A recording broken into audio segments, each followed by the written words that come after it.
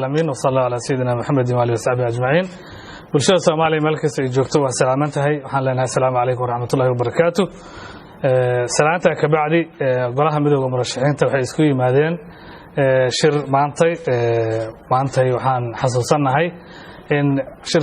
شركة أنا وياهم شر صوت إحنا قيب كمدة وياهي هل سنة كهر أيام ماشي عنكم بالله ونشركان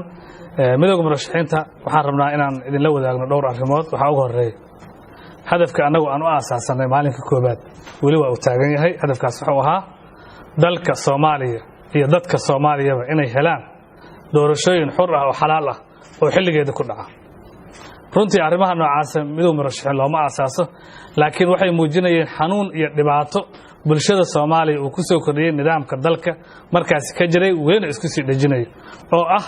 doorashada cid laga rabo inay qabato xillileeyda ah afar sanadleeyda ah inay u muuqdeen dadaan qaban rabin aba qalloocin rabo taasi waxay noo keentay marka inaan u aasaasano isla markaasna dadka Soomaalida oo aan anaga ku mataleynay ay bixiyaan barees qaali ah aba tadxiyaad aba maxamed sacrifice aba nafurid ay u sameeyaan dad Soomaaliyeed ayaa waxay u aasan yihiin ay u dhinteen labada arrimood meel marinta ah in doorashooyin dalka xor iyo xalaal ay ka dhacaan waqtigeedan ay ku dhacaan waxaan hor istaagnay anagoo bulshada Soomaalida kaashanayno in dalka uu aado muddo kororsi sharci darro ah diidmadii muddo kororsigaasi dadka Soomaalida waxa uga maqan dad nool ayaa uga maqan xabaalo ay ku jiraan ubad Soomaaliyeed ayaa ku xasuusanaya abayaashoodii inay darbi u ahaayeen diidmada arintaas midowga murashaxiintan dhibaatooyin fara badan ayaa ka soo gaartay oo dad ay jecel yihiin ay ku waayaan xorriyadoodii lagu dhaawaco sumcadoodii lagu dhaawaco welina waxaan ku taaganahay jidkaas waxaan ku qanacsanahay maanta in doorashooyinkii dalka Soomaaliya laga qabanay oo dadaalkii ugu dambeeyay uu ahaa kii ra'iisul wasaaraha lagu wareejiyay in doorasho xor oo xalaal ah oo quman oo la isla aqbalo ay dalka ka dhacdo arrinkaasi laga leexday la qalloociyay jidkii laga leexiyay waa markaan ka duulno doorashooyinku say ku bilowdeen iyo hadda say ku socdaan dareenkaas asaga ah marka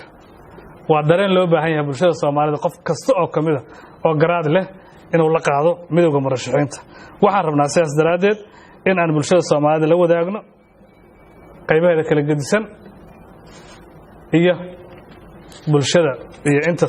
dalka Soomaaliya taageerta ama adduunka intiisa ka inaan la wadaagna rabnaa waxaan si dhamaystiran u qanacsanahay sida ay hadda wax ku socdaan waxa ka dhalan kara inay tahay burbur baahsan oo dalka Soomaaliya ku habsado oo aanan rabin annagoo nool oo wax ka qaban karno inuu dhaco doorasho la boobo waan soo aragnay taana waxay noqonaysaa nuqul aan Soomaaliya hore aanay u arkin waligeed oo boob ah boobkaasina waxa uu keeni karaa sida meel kale oo ka keenay annagana hadda koor oo noo keenay in dalku burburo oo dadku ay u gudbaan hanaan aad iyo aad uga foolxun meeshii loo waday 20 sano tagtay doorashooyinka soo bilowday shirka carta ka soo bilowday sidaas daraadeed midowga murashaxiinta wuxuu sameyn doonaa kulamo joogto ah oo maalmaha soo socdo si joogto ah u dhaca halkan uga dhaca oo aan ku saleynayno ka tashiga samata bixinta bulshada Soomaaliya hanaanka boobka ah burburinta looga samata bixinayo waxaan la kulmi doonaa qaybaha kala gedisan ee bulshada Soomaalida haday noqon lahayn civil society-ga haday noqon lahayn culimada haday noqon lahayn dhaqanka haday noqon lahayn dhalinyarada haday noqon lahayn warbaahinta haday ay noqon lahayn ciidamada iyo saraakiisha iyo garaadleyda Soomaaliyeed nooc kasta ay yihiin inaan kala shirno arrimahaas ayaan rabnaa sidii wax ku socdeen si loo dul qaadan karo ma ahan si ay wax ku soconayaan ma ahan kulamadaani sidaas way ku saleysnaayeen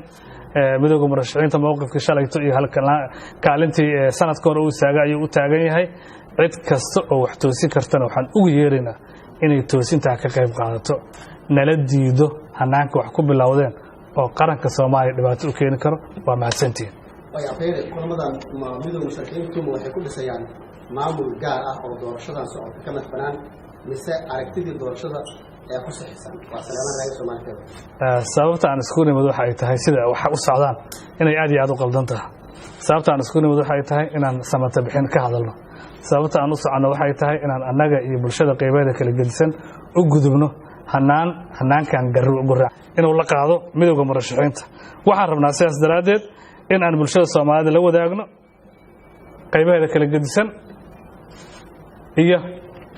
bulshada iyo inta dalka Soomaaliya taageerta ama adduunka intiisa ka inaan la wadaagna rabnaa waxaan si dhamaystiran u qanacsanaa sida ay hadda wax ku socdaan waxa ka dhalan kara kaliya inay tahay burbur baahsan oo dalka Soomaaliya ku habsado oo aanan rabin annagoo nool oo wax ka qaban karno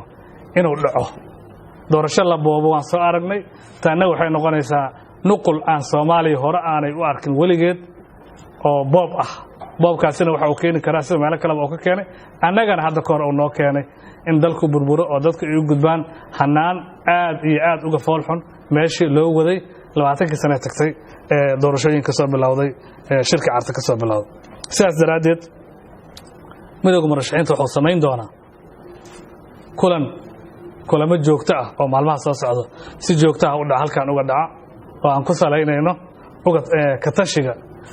samata bixinta bulshada Soomaaliya hanaankan boobka ah burburinta looga samata bixinayo waxaan la kulmi doonaa qaybaha kala gedisan ee bulshada Soomaalida hadday noqon lahayn civil society-ga hadday noqon lahayn culimada hadday noqon lahayn dhaqanka hadday noqon lahayn dhalinyarada hadday noqon lahayn warbaahinta hadday ay noqon lahayn ciidamada iyo saraakiisha iyo garaadleyda Soomaaliyeed nooc kasta ay yihiin inaan kala shirno arrimahaas ayaan rabnaa sidii wax ku socdeen si loo dul qaadan karo ma ahan si ay wax ku soconayaan ma ahan kulamadaani sidaas way ku saleysnaayeen midowga murashaxiinta mowqifkii shalayto iyo kaalintii sanadka hore uu saaga ayuu u taagan yahay cid kasta oo wax toosin kartana waxaan ugu yeeraynaa inay toosinta ka qayb qaadato nala diido hanaanka wax ku bilowdeen oo qaranka Soomaaliya dhibaato u keeni karo waa mahadsantiin way afeeyay kulamadan midowga murashaxiintu waxay ku dhisayaan maamul gaar ah oo doorashadan socota ka madaxbanaan mise aragtidii doorashada ee ku saxiisan waa salaaman raay Soomaaliyeed sababta aan isku nimid waxa ay tahay sida wax u socdaan inay aad iyo aad u qaldan tahay sababta aan isku nimid waxa ay tahay inaan samata bixin ka hadalno sababta aan u socono waxa ay tahay inaan annaga iyo bulshada qaybadeeda kala gedisan u gudubno hanaankan gurracan ka gedisan sideeba noqona tashiga aan dhaxdeena ka yeelanayn iyo midka bulshada Soomaaliyeed aan la yeelan doono ayuu ka soo bixi doonaa